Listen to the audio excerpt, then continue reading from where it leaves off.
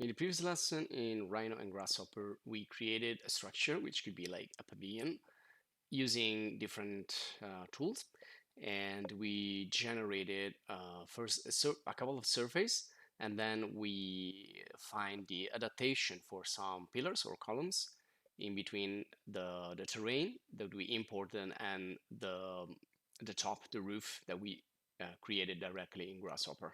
So essentially, we can create any type of structure once we define the basic lines. And from those lines, like we created in the previous video, we extracted the points. So we used like a custom grid, extracted the points, and then from that data, we find the intersection between the terrain and the lines, and the roof. And once we have that data, we can connect that, and we can get the pillars position. So I think that overall is just trying to create the main references when you're doing a structure, and then you just have to think about how you want to convert them into something that is actual geometry. So you will create shapes or solids, and I think it's better solid in most of cases. And then with those, you can just export and continue your work in other software. So in the end, it's just a matter of how you define the draft project, and then how you convert that into something that it could hold. It could be like, you know, something that you can create. So it needs to have like framing and panels in this case, etc., etc. So once you have that, you will just bake and continue in other software if you want, or you can print, etc., etc.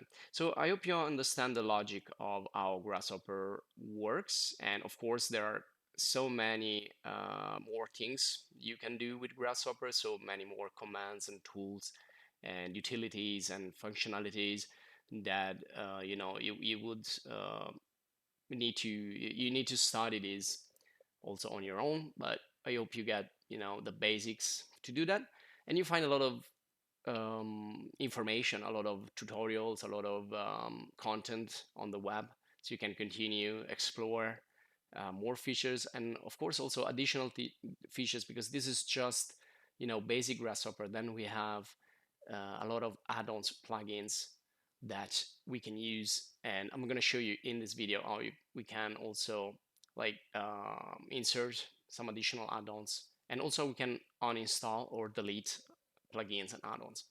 So the website for this is called Food for Rhino, and we already talked about this in lesson 5, but again, I'm gonna give some additional information that you may need. And so here we can search for a specific add-on or plugin we're looking for. For example, if you want to do rendering, or if you want to do jewelry, or if you want to do architecture or parametric design, there are a lot of options, a lot of also here you have categories. So if you're searching for something specific. Now, Visual Arc is a plugin if you want to work with architecture, for example, for building information modeling. But if you type like Jewel, Grasshopper Gold also offers like tools for creating objects, products, mainly jewelry. So you have a lot of other functionalities, and perhaps in the future we will create some more videos about these additional functionalities, so announced plugins. But you have a whole world to explore here.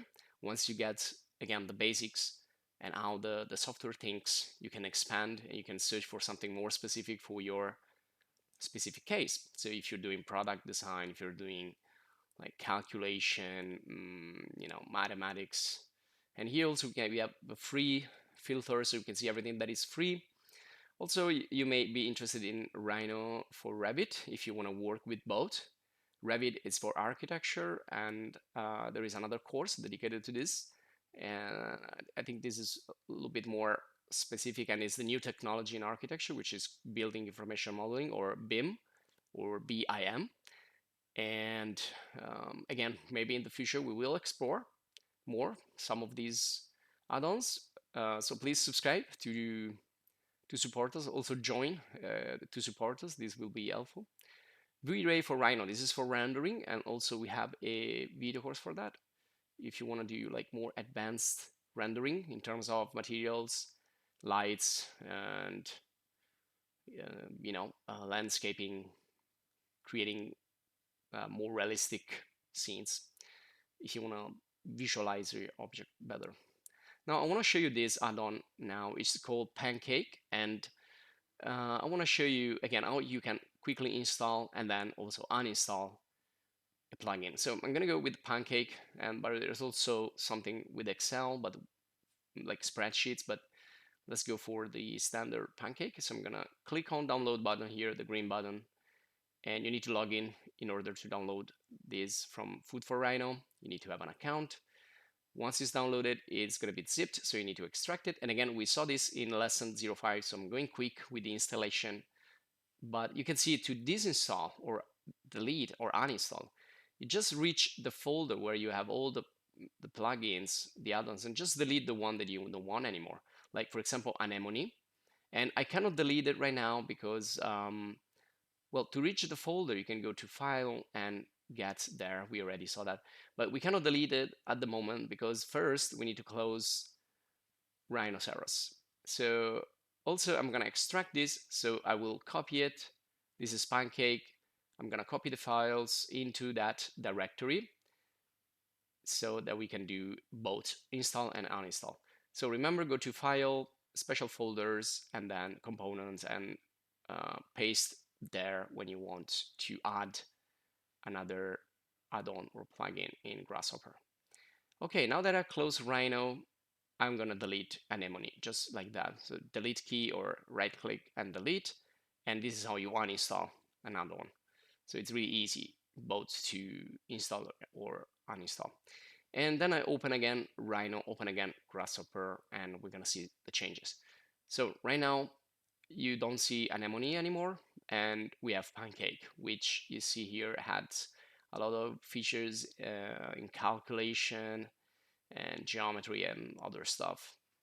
And also, apart from the ribbon here of commands, we also have a new menu. If you see up there, we have Pancake, and here in this menu, if you go down, there is also a useful tool for the add-ons, which is called Add-on Manager, which will quickly show all the add-ons plugins you're using and where they are found. So if I select, for example, this pufferfish, you can see the details, you can see where it is installed, so you can reach the folder also by copying, that address in your computer and just delete it as I just show you. But first close Rhino, otherwise you won't be able to delete it. Okay, so well, there are other tools here in Pancake, but again, I'm not gonna spend time with these add-ons. Perhaps I'm gonna create additional video guides after the course. So this is gonna be the last lesson of the course. And I'm gonna show you another, a few more things here.